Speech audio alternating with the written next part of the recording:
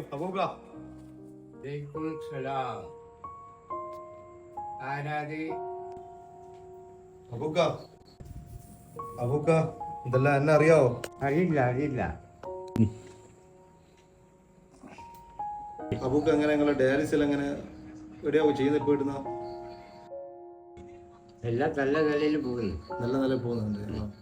നല്ല ആരോഗ്യ പ്രശ്നങ്ങൾ ഉണ്ടല്ലോ ഇപ്പൊ. ആരോഗ്യ പ്രശ്നം. ഞാൻ വന്നതെന്ന് വെച്ചാല് ഷബീർ എൻ്റെ അടുത്ത് ഒരു സാധനം അയച്ചു തന്നിട്ടുണ്ട്. നിങ്ങളിത് ബിസ്മിൻ കുട്ടി എന്ന് വാങ്ങിക്കോളൂ. ഞാൻ ഷബീറിനൊന്ന് വിളിച്ചോ പെട്ടെന്ന്. ഓ നല്ല ആയിസ പറഞ്ഞിട്ട് ആളിതാ വിളിക്കുന്നത്. ഒന്ന് എടുക്കട്ടാ. ഹലോ ഹലോ ഷബീർ ഭായ്, നിങ്ങൾ പറഞ്ഞതുപോലെ തന്നെ നമ്മളിപ്പോ അബൂക്കാന്റെ വീട്ടിലുള്ള ഫോൺ ഓറിയെടുത്ത് ഞാൻ കൊടുക്കട്ടാ. വലൈക്കും സലാം. ഓ ഓർമ്മയുണ്ട്.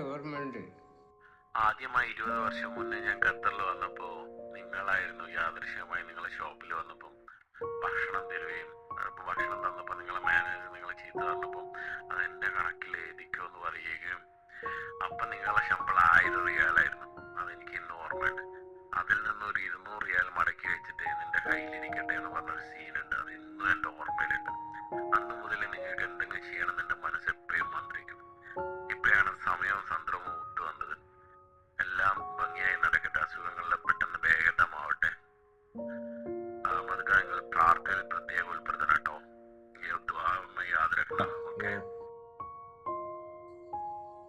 ഞാനിങ്ങനെ എത്ര പേരെ സഹായിച്ചതാ. അതെ, എന്നെ അവരെല്ലാം വലിയ നിലയിലായി. എന്നെ കണ്ടാൽ പോലും ശ്രദ്ധിക്കാതെ പോവും.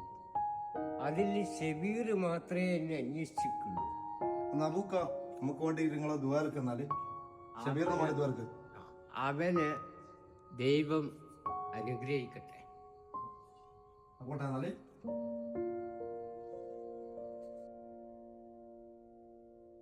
നന്ദി ഒരിടത്തും അവസാനിക്കുന്നില്ല. അത് സ്നേഹമായി നമ്മെ നയിക്കുന്നു.